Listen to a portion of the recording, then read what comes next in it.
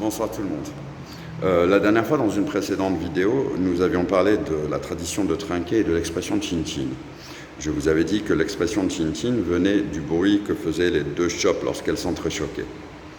Eh bien, c'est pas complètement ça. J'aimerais apporter un complément d'information, si vous permettez.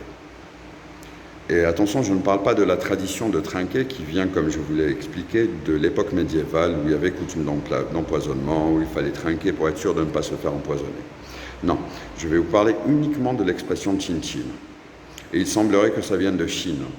En 1900, un contingent de soldats français qui était dans la région de Canton pour la campagne de Chine. Et dans la région de Canton, lorsqu'un hôte invitait ses convives, ses invités donc, à boire, il disait « chin-chin » pour dire « je vous en prie ». La sonorité a dû plaire aux Français vu qu'ils l'ont ramené avec eux par bateau jusqu'en France et ont lancé une mode.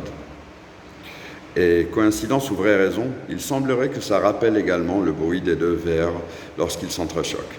Et c'est probablement pour cette raison que ça a aussi bien circulé. Et là, je reconnais donc l'utilité du web participatif, le web 2.0. C'est grâce aux commentaires d'une amie que j'ai pu enrichir la première vidéo. Donc je te dis merci Mina, et à vous je vous souhaite une très bonne soirée. Et autre chose, si tu vas au Japon, ne dis jamais chin-chin, ça veut dire pénis.